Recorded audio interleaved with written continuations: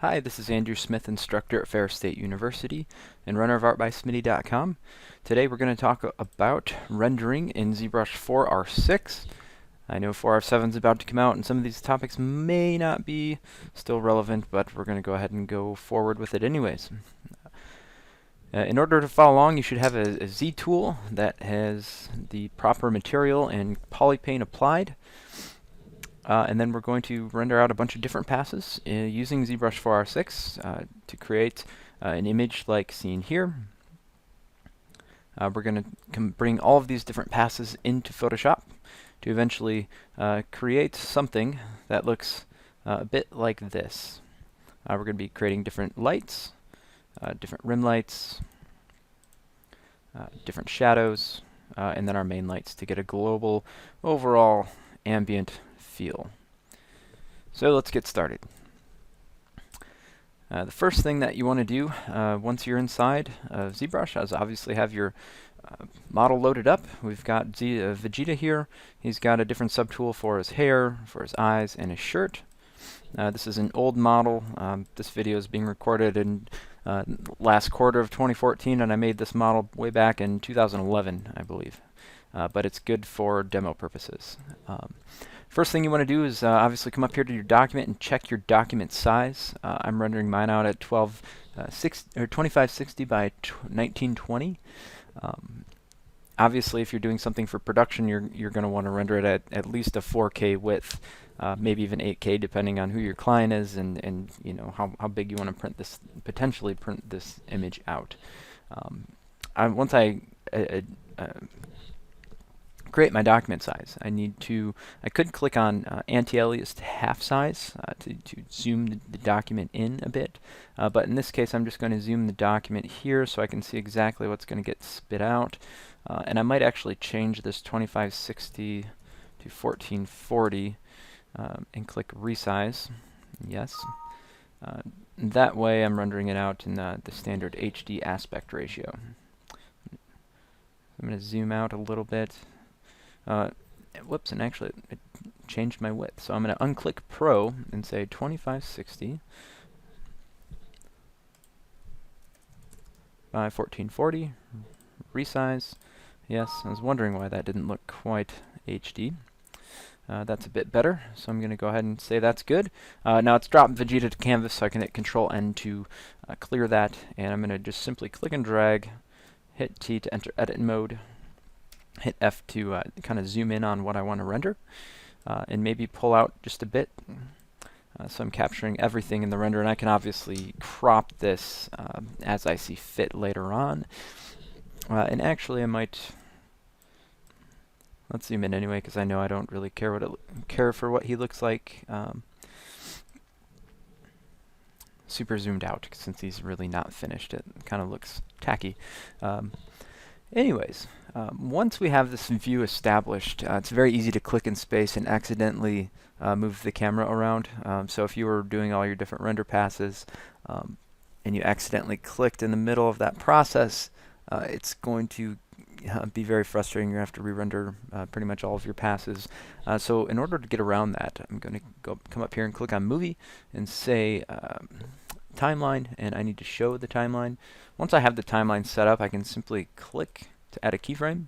And now if I move forward in my timeline and I were to accidentally move the view, I can always come back to that initial keyframe to save that pose, which is kind of cool. So what I'm going to do is go to Movie and then unshow the timeline since I don't really need it anymore. Now if I accidentally move my camera, it's not going to be a big deal. Now each one of these models has polypaint associated with it as well as a material. The material used on all of these subtools is if you come up here and take a look at the material, it's just the basic material here with no specularity. The only exception is the eyes. They're using the toy plastic material with polypaint, obviously. So to get started, let's minimize the tool palette for now, and I'm going to take a look at the light menu. We're going to be placing different lights over here, and I might actually want to have my basic material active so I can see what shading's going on. Now if I move the light, it's actually embedded in my interface over here. I can kind of get an update of what's being shown, which is kind of cool. So from there, we could go and save light positions and stuff, but I want to be purely artistic with this. I'm going to go ahead and dock the render menu over to the right-hand side. I'm going to come down here to BPR. Let's just go to render passes and make sure that shadows is active.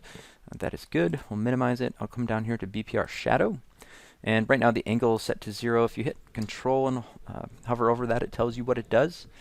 So I'm going to obviously come up here and go ahead and crank the angle up to something like 50. I might come over here to the rays and up those to about 50 as well. Those are the rays being cast by the light. So the higher you go in rays, maybe bump that down to 40.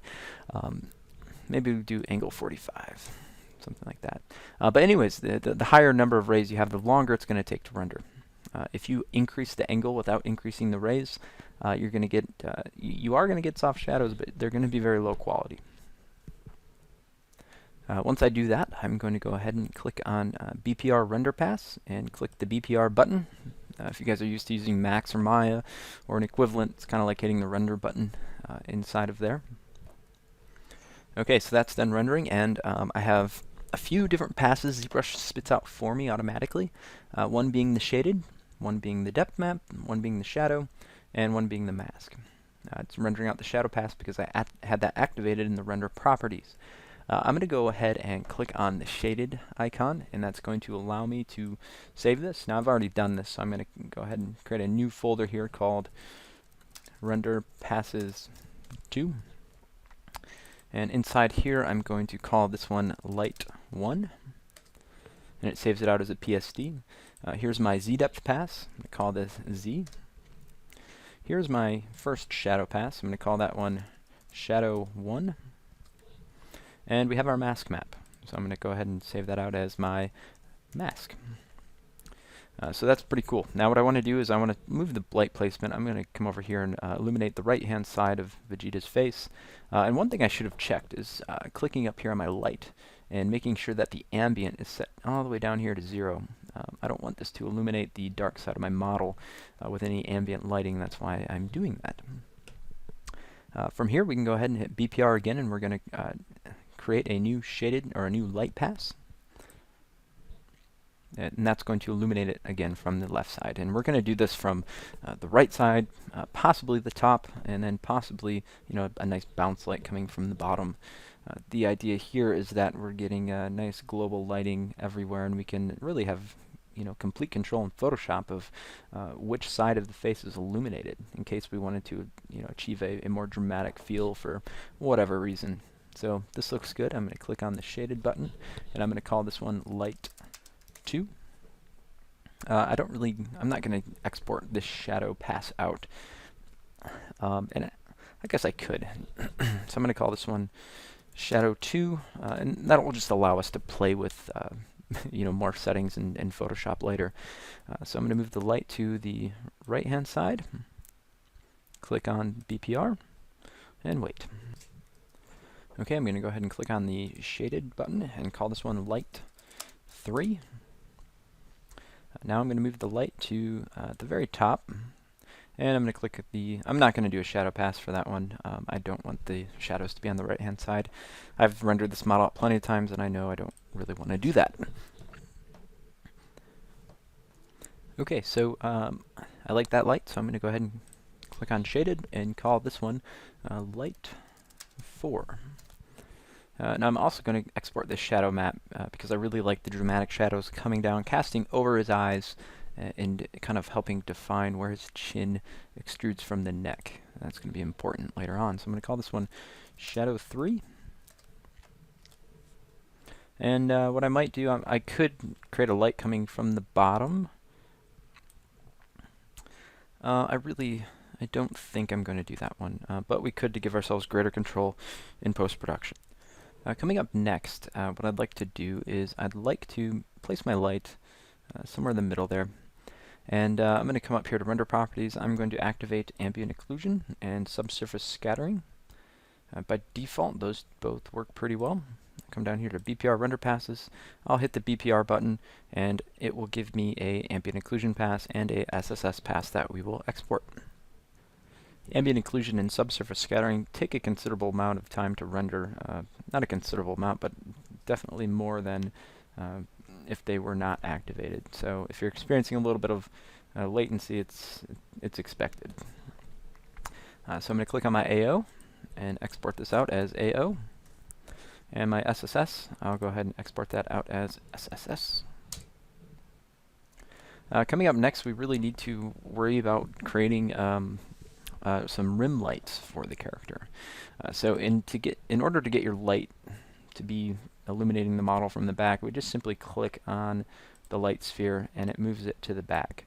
So I'm going to go ahead and move it to the back slightly to the left of Vegeta's head. And I'm going to come over here to light, and I'm going to increase the intensity to something like 2.5, something a bit intense, because I've noticed that if I keep it at something like 1, maybe we'll go 2.2. If I render this out at something like 1, and also I'm going to come here and turn off AO and SSS for this pass since I've already completed those passes. I'll hit render.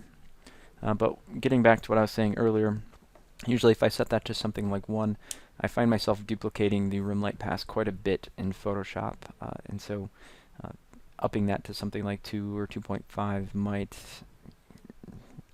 minimize the amount of times I have to duplicate that pass in post-production. So that looks like a fairly decent rim light for the left-hand side. I'll go ahead and call this one Rim 1. And I'll move the light to the other side.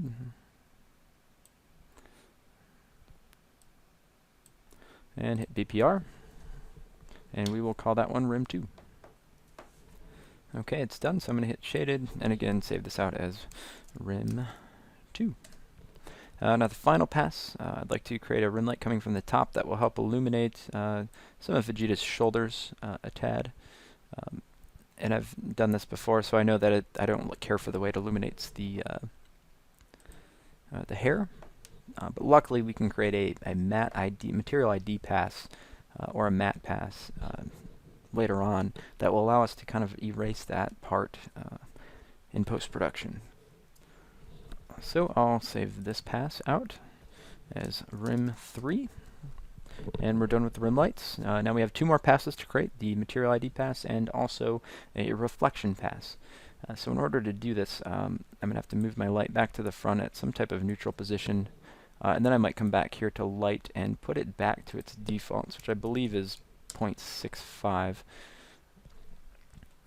I'm also going to come over here to Tool, and I need to turn off the polypaint and material IDs for all of the subtools, and I need to change the material or matte cap that I'm using down here to the reflected map, something like you see here. And I'm going to come back up to my render menu and hit BPR.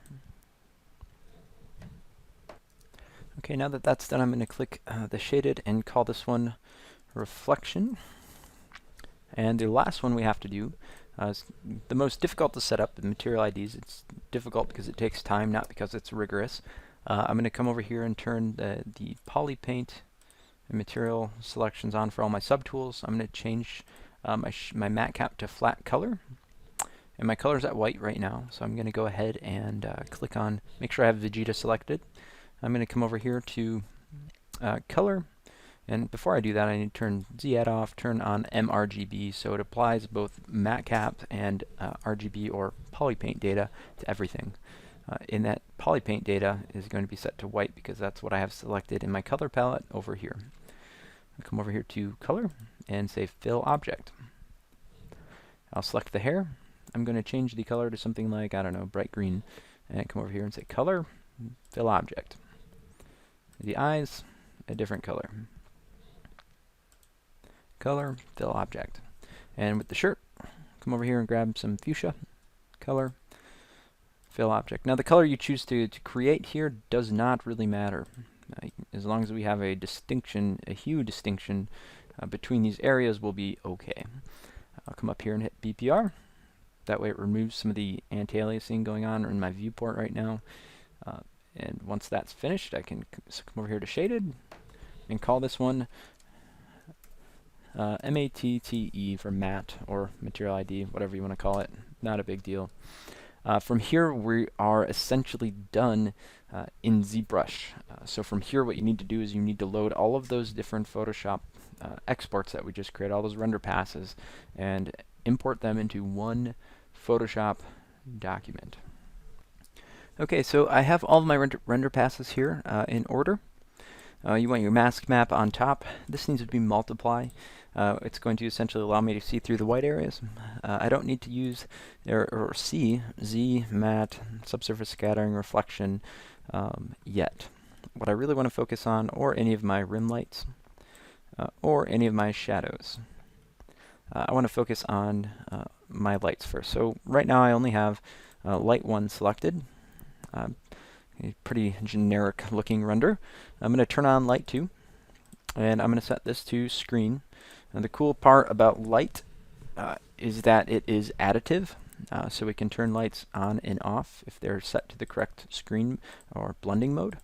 So we'll turn on light 3 and set this to screen. And if we were to turn the first light off, we can kind of see what each of these are doing, which is kind of cool. Then I'm going to turn on light 4 and again set this guy to screen.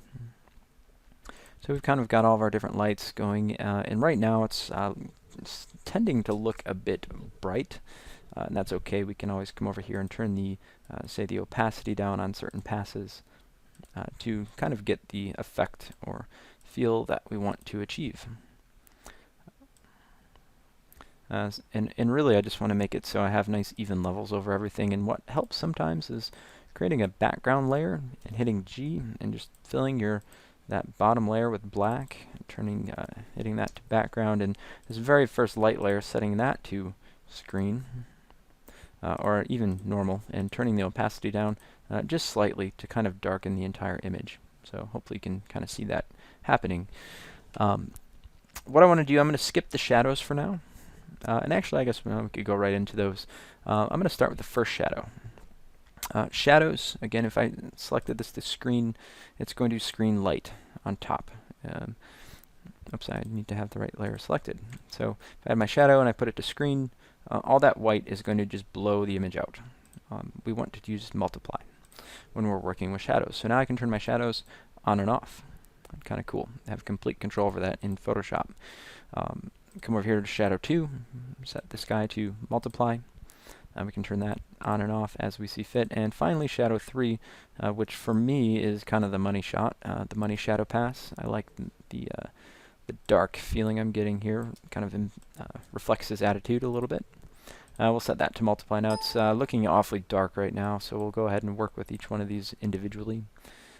First thing I'm going to play with is the opacity. So I'm going to select shadow 1, turn the opacity down to something around 50. Same thing. Shadow 2, I don't really want too much. I'm going to put that very low. If you remember, I was hesitant to render that out. And then finally, shadow 3, we'll put that guy down a bit as well. So something around there looks pretty good. You guys are just going to have to kind of play with these yourself. And I'm going to focus just on shadow 1. If we turn it on and off, it's just adding darkness. But that's essentially telling me I have no global illumination going on in my scene. So as photons hit parts or different models, they will acquire color information and bounce around and apply that color to other things. So in an attempt to simulate that, I'm going to go to Image, Adjustments, Color, or Hue and Saturation, turn on Colorize, and it starts to add color to that shadow, which is kind of nice. So instead of just darkness, I'm getting a little bit of a red tint. I'm going to do the same thing to shadow 2. Image, Adjustments, Hue and Saturation, Colorize. So if you wanted that to be more blue or green, you could kind of play with that as you see fit. Again, shadow 3, same thing. Image, Adjustments, Hue, Saturation, Colorize. And again, you can kind of pick what color you would like that to kind of be tinted. I might move this to be more orange, and I can play with the saturation if I want. The darkness, obviously, as well.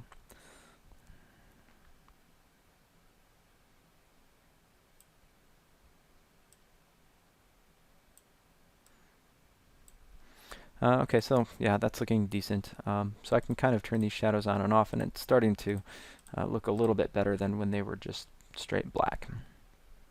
Um, Alright, so onto the rim lights. These rim lights need to be set the same as the other lights to screen. And so now we can kind of turn those rim lights on or off, and it just really helps pop the character off the background a bit. So we'll turn on rim 2, set the sky to screen. Let me see what that looks like. Pretty cool. Then finally rim 3, and I know this one's going to do some things to the hair that I don't necessarily like it to do. But to be honest, it doesn't look that bad, I guess. We'll play with that a little bit in the future. I don't really like the grayness it's giving me those on the tips of his hair.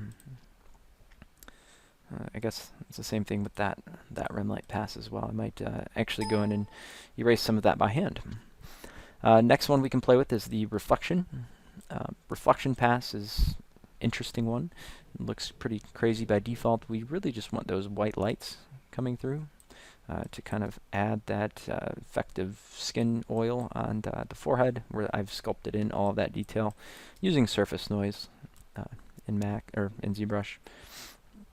So let's go ahead and set this guy to screen as well. And by default, it's going to start to look very, very glossy, very KY jelly-ish. I'm going to go ahead and say Image, Adjustments, Levels, and pull up the darks and bring in the lights a bit.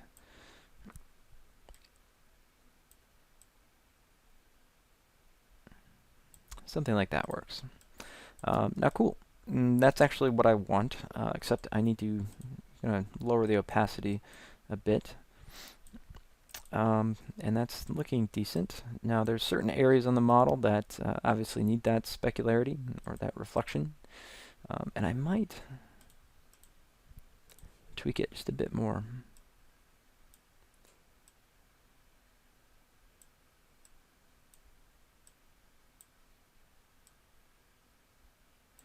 Okay.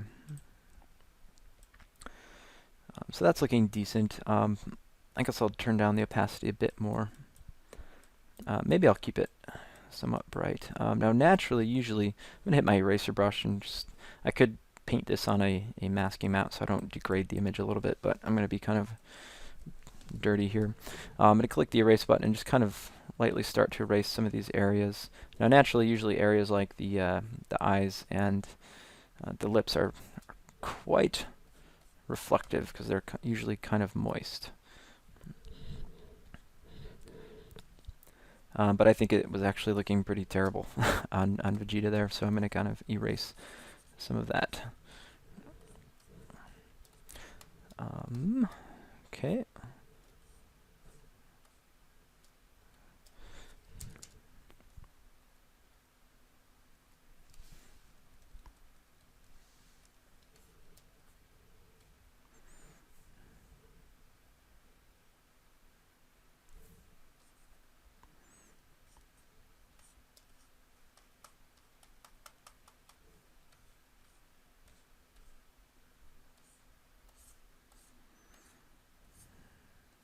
Okay, so that's looking decent. Sorry to bore you there. One other cool thing that we can do with these rim lights is, this rim light coming from the right-hand side, I can go ahead and say Image, Adjustments, Hue Saturation, and I could crank the saturation to see what that does. However, it starts to blow the image out at a certain point, but I actually kind of like that, so I might come in here and adjust the hue a bit, seeing if I can get, and I'm not really liking what I'm getting, so I might actually just go with the colorize option, colorize that side of the light.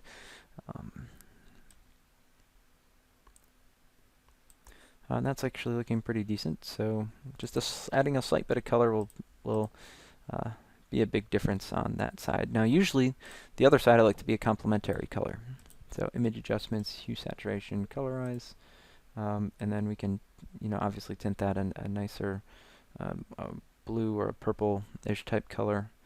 I think blue associates pretty well with Vegeta just because his armor. So that's looking good. I might desaturate that a bit.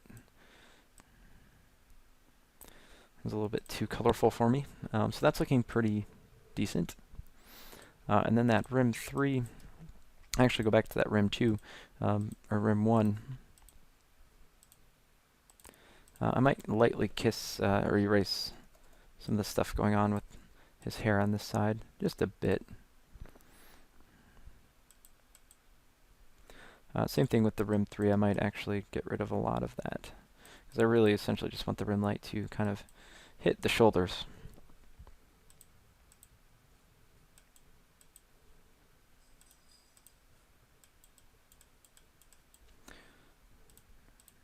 Cool. So we're looking pretty good. We're not there yet, but we're getting close. Let's start out with the rim lights. I'm going to come down here to, and I might actually just make a folder and call this rim, and throw all my rim lights inside of it because I'm going to duplicate them a couple times. So the rim 3, I might duplicate this one once, or possibly twice. Now I'm getting a nice pop of light on the shoulders. Now I want to grab over here my first rim light and duplicate that, see how that works. Maybe duplicate my other rim light. And I don't like that too much. It was a bit too intense for me. Now you can always come over here and adjust the layers of a light layer too. If you want it to be a bit darker and a bit more focused.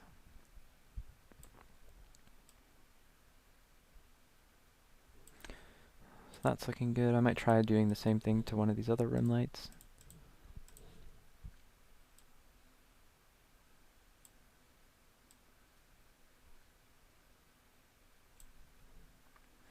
Okay. So I'll close the rim folder for now. That's looking good. I'm going to create a new folder called Shadow. And I'm going to throw all these shadow passes in. And I actually forgot to do one pass, and that was the ambient occlusion pass. And I don't quite know where that went. Let me go ahead and reopen it. There it is. Control A, Control C. Close it, and I'm going to paste this in on my shadows. And this again is going to be set to multiply. So I can turn the ambient occlusion on or off. I can also come in here and play with the levels of the AO a bit. Start to maybe tighten them up a bit, and we can always go to normal and see what that did for us. Set that back to multiply. And from here I'm going to do the image adjustments, hue and saturation, and click on colorize.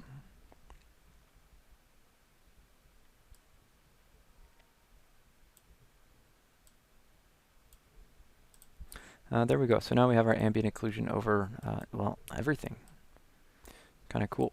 From here I might select that first shadow and maybe duplicate it and turn the opacity down a bit and maybe even desaturate it. Maybe we can play with that shadow on the right side of the face and see what that gets us. And I think I'm starting to degrade the image a bit too much, so I'm going to back off of that just a bit for now. Okay, so we've got all our shadows looking decent. We can go back and tweak those again as we see fit. Taking a look at the upper light, seeing how that's looking. What might be helpful is if we duplicate it, set it back to normal, so that's the only one that we see. And maybe lower the opacity. No, that's not what I want to do.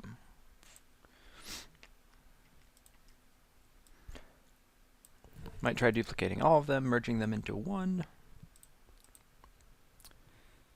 And that's going to help lighten up the scene just a bit, so I kind of like the results. And now my reflection's still looking a bit too glossy. What I might do is say image, adjustments, levels, and let's see what that did. Nope, so I can continue just to kind of lower the opacity on that a bit. Now one thing we haven't added yet, well we haven't added a couple things. Let's put the SSS on And SSS is used for mainly around areas that are semi-permeable. Essentially all skin is semi-permeable, but usually you have like bones and clothes that kind of get in the way. So I'm going to say image adjustments, levels, and I'm just going to tweak, push the blacks out, bring the whites in a bit, and then set this to screen. And from here I'm going to say image adjustments, hue saturation, colorize, and I'll hit OK, and it looks like I need to push the blacks in just a bit more. Something like that looks pretty good. Now hair doesn't need subsurface scattering, so this is where our matte pass comes in handy. If I activate it, hit W for the magic wand, I can select just that green area with the hair. From here, I'll select the SSS pass with that selection still saved, and hit delete. Bam, gone. Okay. Coming down here, the shirt, and actually there was some subsurface scattering coming in the middle of the chest. That came in because the model was hollowed out right there. If I actually properly modeled that and it was closed, it wouldn't have been coming through.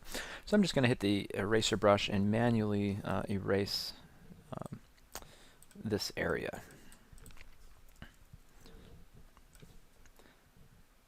I might come in and just lightly get rid of the SSS on the shirt as well. I like the hue shift it's giving me in that area, but yeah, I'll leave a little bit of it, but not all of it. There we go. So I really like what it's doing to the ears. We can turn this on and off and just kind of see what it's doing. I might erase some of that in the... There we go. Cool. So I've got SSS on. That's a nice big difference there. What I might do now is turn the opacity of that down just a tad, just so it's not so in my face. There we go. That's looking better. Okay. So I'm kind of at the point now where I can start doing some large changes to the mesh, or to the scene.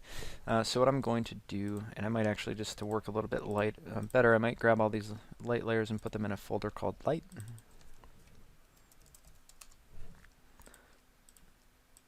And put them in lights. Minimize that folder, and then, you know, SSS and reflection are kind of their own thing. They don't really need folders, so they're looking decent. I really want more of this dark shadow to come in, so we could try duplicating that again to see if we can start to intensify that shadow being laid down. Now one thing I might try doing is, I'm not sure if this is going to work, but seeing if we can move the reflection underneath shadows, and that way the reflection's only showing up where there's light, and then that way I can start to increase it a bit, kind of to avoid that plasticky feel over everything. Or, you know, we could have that on top, you know, as we see fit. So what I might do is move that under shadow, duplicate it, then move it back on top of everything, and bring this opacity way down, so it's still adding a little bit of specularity in the shadow areas. That being said, I might need to move this pass down a little bit as well. So now we have the specs looking a little bit neater. I really like the spec on the forehead, so what I might do is duplicate that top reflection pass, or actually just select the one that we currently have, hit M for marquee, select this area in the forehead that I like, the specular highlights. And then I'll go do select, modify, feather, maybe feather that out 30, copy and paste, and then set that back to screen. And from there I can kind of go ahead and lower the opacity, and now I've got that extra little gloss on the forehead, which looks kind of cool. From here I might come over here back to the rim and see if I can get some more rim light popping out on one side, and yeah, I kind of do like that. So you guys can obviously tell it's just kind of going around and figuring out exactly what you want to do, because we essentially have complete control over what we're doing, and It would be kind of nice if you know, we didn't have to do all these steps, um, but I like the fact that I can go in there and kind of adjust this as I see fit. So cool. So let's go back to the matte pass. You actually don't have to have it visible. We can just use it to select certain areas, like say the eyes.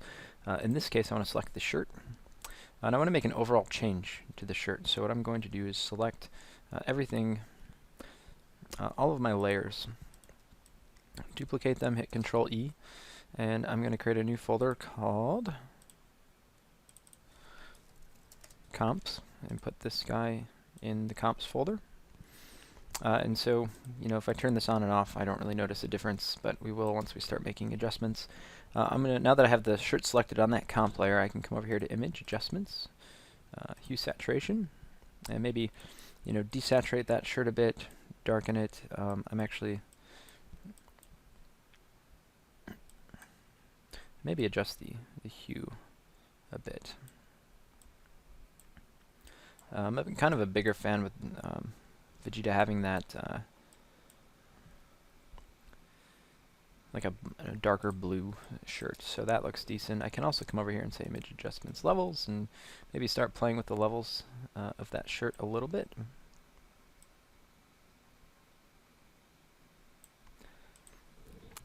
Then coming back and just making more adjustments.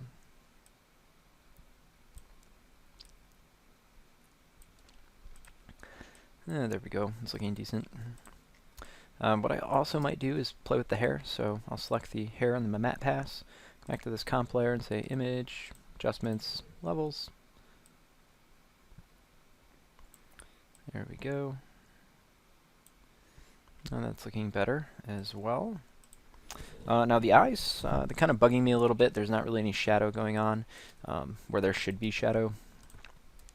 So I'm going to select the two eyes and create a new layer here in my comp, and just grab my brush and change this to be a soft brush. And I might grab a skin color going on over here. So it's not, I'm not painting with pure black. And I might come in here and just paint a nice shadow that overlays the top of the eye, because maybe in the corners and along the bottoms. And then obviously I can change this to multiply. And we can kind of see what's starting to happen in those areas. Kind of cool. From there I might change the opacity so it's not as intense. And so now if we were to look at just the eyes, you know, they're feeling a bit more realistic and natural. So cool. From there, I might also, maybe we can reselect the eyes and maybe play with the levels a little bit to pull some of that white in on the end and push the darks back out. And that's actually starting to increase the hue a little bit, so I might have to desaturate it a bit.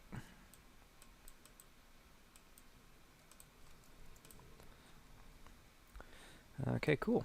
So that's looking better. Not bad at all. From here I'm going to duplicate these two layers, Control E, and then I can essentially get rid of that or just hide it if I want to see the difference between these two layers. This layer I'm going to make a large adjustment. I'm going to go check my levels real quick and just kind of see where things are. And it looks like I can pull my whites in a bit, and I can pull the midtones in a bit as well. So we've kind of gone from that to this. Now, in doing that, I've kind of lost the effect of that dark shadow. So this is what's cool, is I can come back down here to shadow, and I can grab that shadow that I like from above, duplicate it, and then bring it all the way back up here into my comps folder, and continue to see what that looks like applied over the top. And obviously it's a bit intense, and I could also desaturate it since it's starting to make everything a bit too red. So we can see what that looks like on or off. Not bad. Then I guess what I'll do is I'll just Control E those together so we can go see from Comp 1 to Comp 2.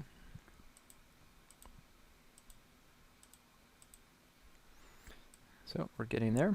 From here I might go to Image Adjustments, Color Balance, and see what this looks like if you were a bit warmer. And what I like about that is it kind of applies these color shifts to everything, and that kind of helps unify the whole piece together. Now we can obviously come in here and start to play with different tints, blues. And so it's really whatever kind of look and feel that you want to go for. I really like the I like warming this image up a bit, so I'm going to go ahead and do that. And again, we can kind of start to see the differences. That's looking pretty cool. Don't really like how colorful the hair is, so I'm going to select that area and say Image, Adjustments, Hue Saturation. Maybe start to desaturate that a bit, and then hue shift it a little bit and see what we get. But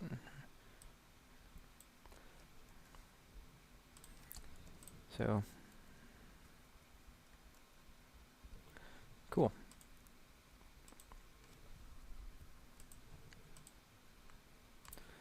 And I might actually adjust the hair a little bit more. Sorry for getting a little lost in this.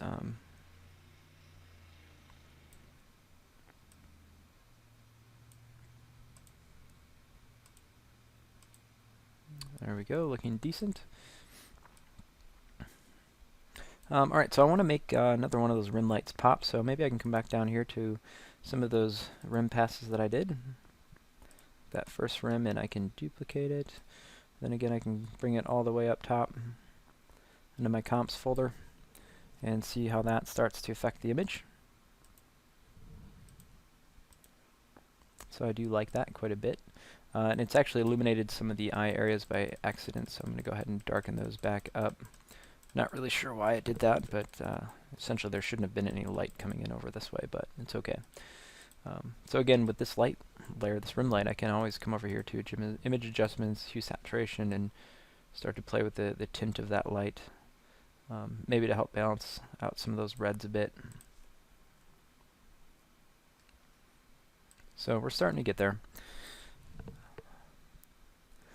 From here, what I'm going to do, so we have the Z depth pass, right? So I'm going to Control A, Control C, hide it again, and I'm going to come over here to Channels, create a new, put it in the alpha. I'm going to put it in the alpha so I can apply depth of field to this render.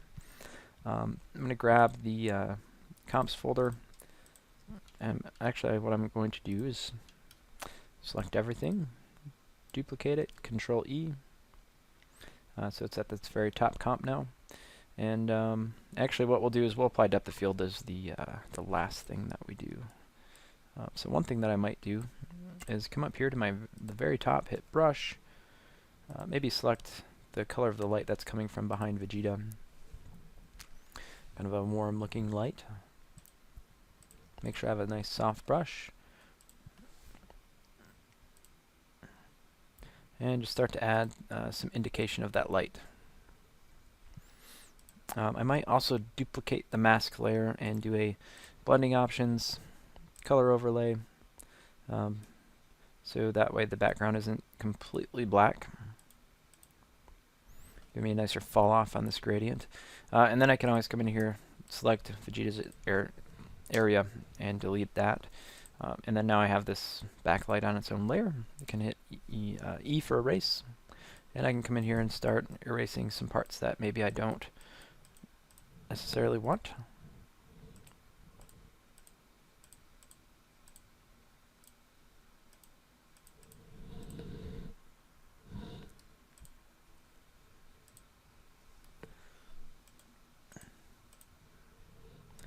And then obviously coming in and changing the overall opacity of this.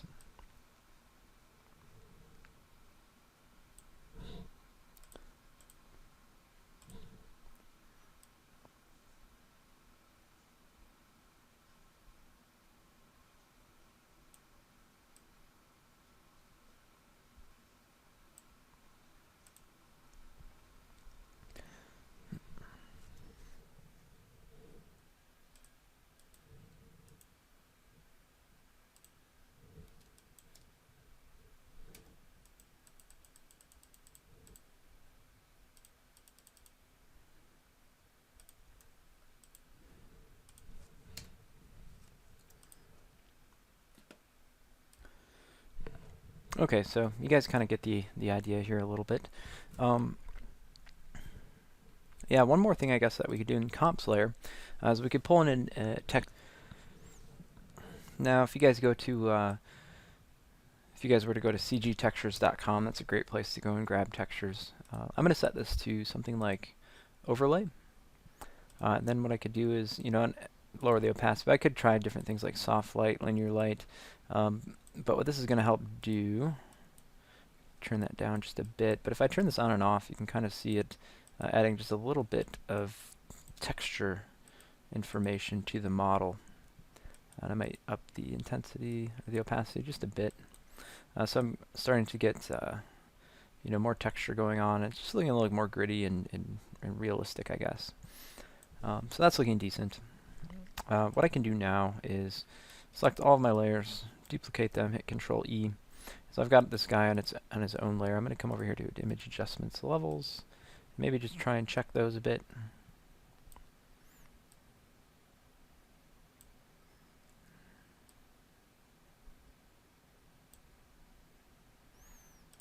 That's looking pretty good.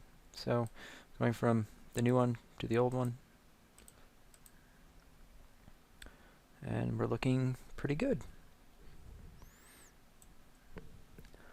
From here I might consider cropping this image in just a tad, making final adjustments. And I guess before I do that, what I can do is, now that I have everything on one layer, I can go over here to Filter, Blur, Lens Blur, and use the alpha 1 as my focal point for blurring.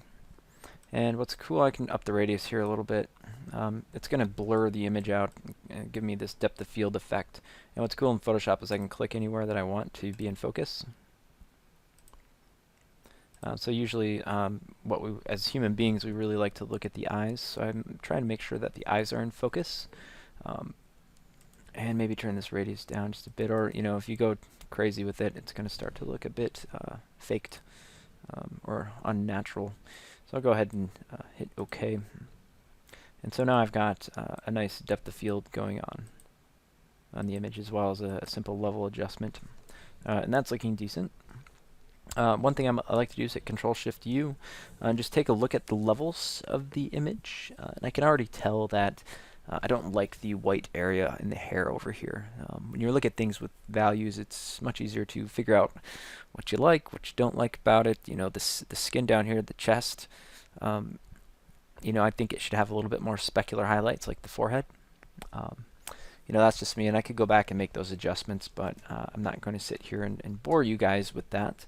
The last little thing that I want to do here is maybe come in and paint, obviously on a new layer.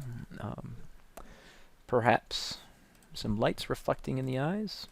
Kind of lost that as I was compositing things. So usually you guys can come in here and maybe paint this with a 100% opacity.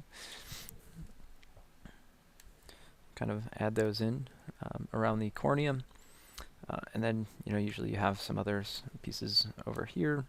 So I'll hit the eraser button and come in, and usually these specular highlights are because you're, reflecting from lights in the scene, and usually when you're, taking senior pictures or something like that, they've got a nice studio light in there with a diffuser on it, so usually it's not a perfect circle. It might be something like a square.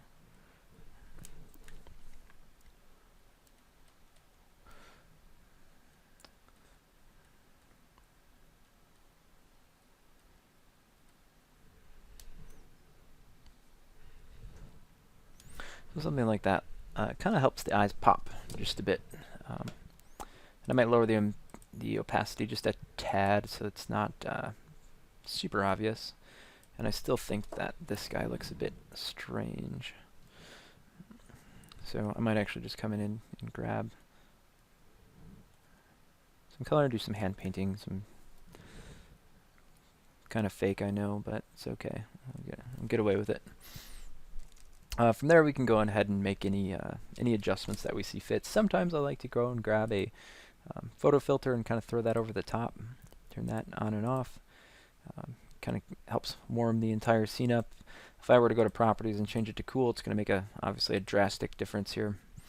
So if that's the look you're going for, you could go ahead and have that cooling filter turned on. And that's not a bad look either, but I'm more of a fan of the warm filters. Cool. So from here we could continue doing some interesting things with the background, like actually painting in smoke and little dust particles floating in the air, but I'm not really going to take it this far. So I got to go. So hopefully you guys learned something and this was useful. If you have any questions, put them in the comments below. I probably won't have time to get to them, so sorry about that. Anyways, thanks for watching.